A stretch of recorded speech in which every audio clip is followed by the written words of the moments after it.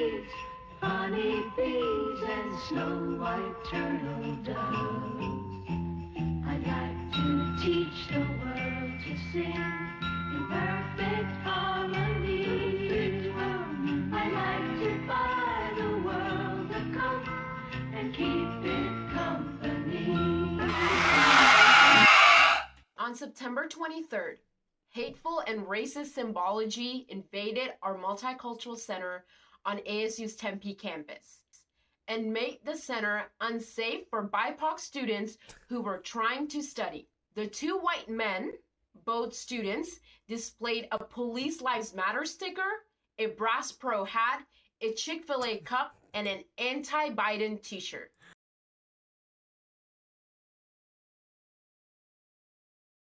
Welcome everybody to another episode of Wake Up America, Wake Up.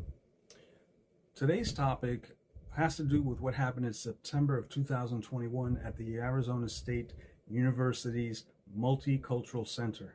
This is happening in our schools. So what happened was that two white male students were at the Multicultural Center committing the crime of studying and minding their own business, of all things.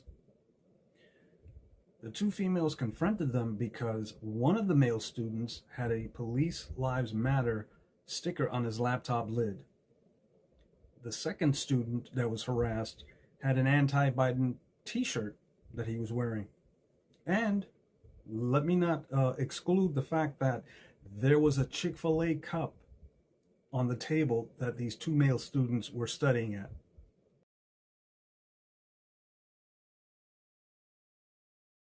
You're making this space uncomfortable. But you're white. Do you understand what a multicultural space? It means you're not being centered. White's not a culture? No, it's not a culture. White is not a culture. Say it again to the camera. You think whiteness is a culture? This is insane. So anyways, this is the violence that ASU does, and this is the type of people that they protect. Okay, this white man thinks he can take up our space, and this is why we need a multicultural space, because they think they can get away with this shit. So the female students basically argued that these two male students were not centered, that they were harassing the female students. Although in the video you will see that the two male students never initiated any contact whatsoever until the females basically descended onto that table like ravenous wolves, to basically express their garbage about white supremacists, racism, whiteism.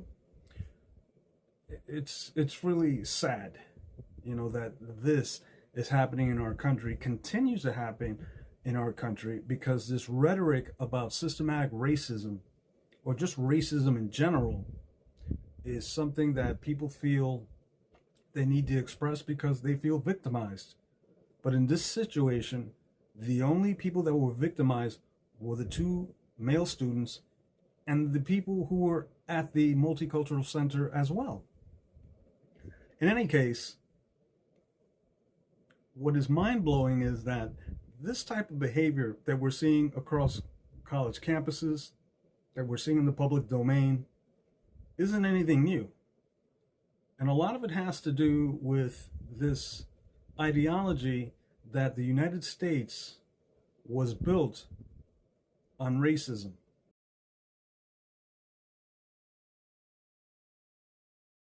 You are racist. Your sticker is racist because police, that's a job. You can choose to be a police. I don't choose to be black. I don't choose to be black. I don't choose to be black. Okay? No, you can choose to be a cop. You can choose to kill people with a badge, and you're protecting that shit, which means that you're racist. However, these harbingers of hate, these two females, Maastani Qureshi, Sarra Tekola, took it upon themselves to speak on behalf of the campus, of the students at the Multicultural Center, to spew this nonsense of racism, of white supremacy. And the video that I will show you will speak for itself. And like I said, a lot of folks will think, well, this is old news. Well, it's not, because it's something that we need to address publicly, not privately. I know that ASU had concluded that the two females were guilty of harassing the students, of using language that is not conducive of the diversity of the multicultural center. So here we go.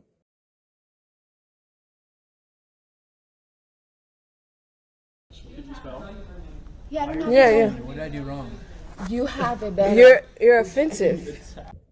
To which one of the girls responded, they found the Police Lives Matter sticker on his laptop very offensive, and that they were making the space uncomfortable.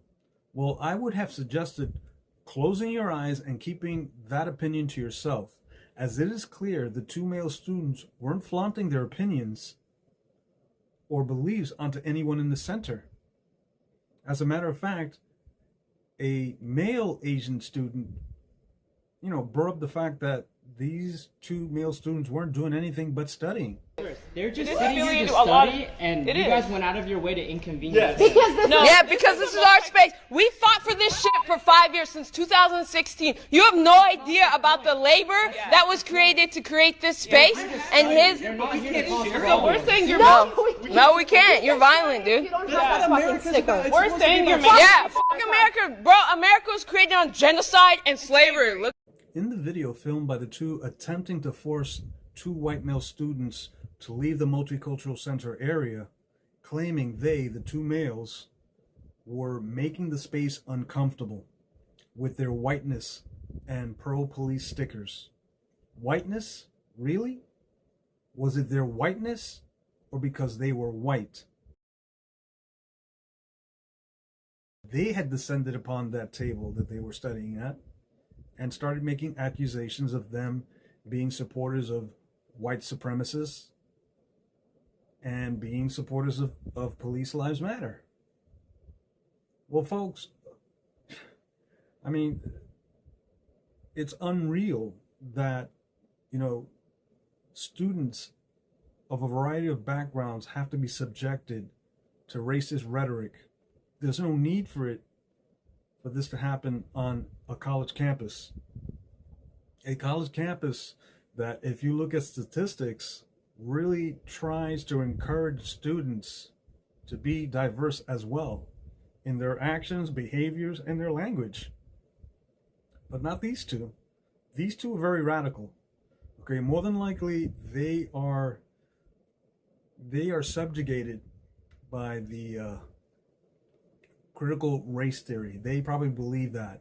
They believe that the United States was built on slavery, that was built to be a white supremacist nation. Yet when you look around you, as you walk down the streets in the city, or you drive through the country towns, there's a lot of diversity there. Blacks, white, Asians, what have you. We have a melting pot of different cultures in this country. And it kind of saddened, it really makes me feel sad and irate that this has to take place in the 21st century. But hey, I mean, this is what the media and the Democratic Party are spewing onto the public, whether it's on the radio, whether it's on the television, whatever space that there is a medium to express this type of rhetoric.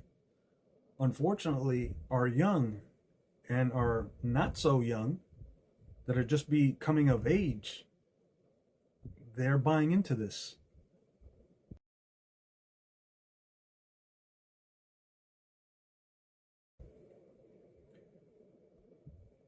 But again, the accompanying male student said the group was making him feel uncomfortable, to which someone in the group replied, "But you're white. Do you understand what a multicultural center space is? It means you're not being centered." Not being centered?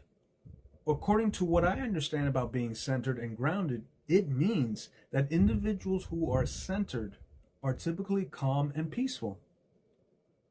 So you tell me, which one of the two groups is centered, calm, and peaceful? Grounding is a term used in conjunction with the energy field around us. Being grounded means that you're content with who you are. We're sure of ourselves, and we have confidence in the decisions that we make. However, in the case of these two females, I don't think they had any confidence in themselves. If they felt that they were being victimized, I'm pretty sure there was a better way of handling it other than spewing expletives and making accusations that they were white supremacists or that the campus itself was a breeding ground for white supremacy. If they felt this way, then why did they continue to attend the school? Did they think that their narrative, their ideology, their protesting like that publicly would make a difference? I don't think so. I think what it does, it draws attention and it draws more hate. An argument that is so full of fallacies that it makes you wonder, is it systematic racism or is it a personal ideology that's being taught by Marxist and socialist professors at certain schools?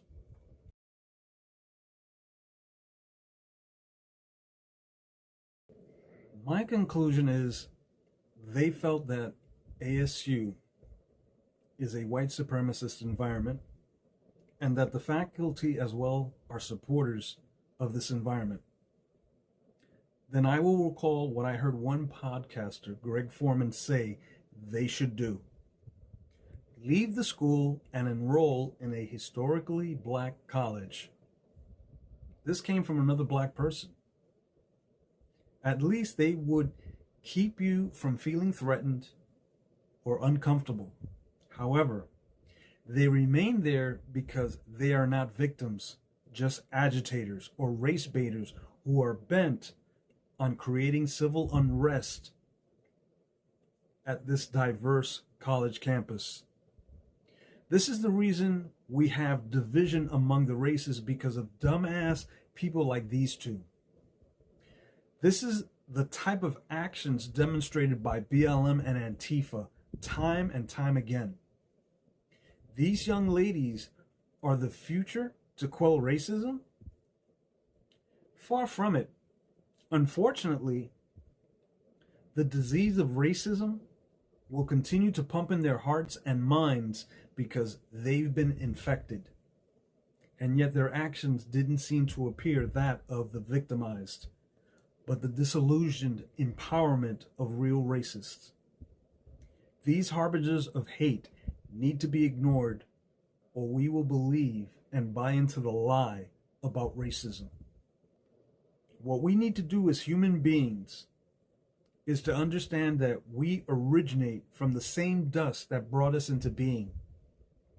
Although we are different, such as men and women, and different in appearance, we are relatively the same. The only difference is some fear and some have no tolerance for differences they see versus the actions that they take. I can't accept that specifications or that specific races are considered racist.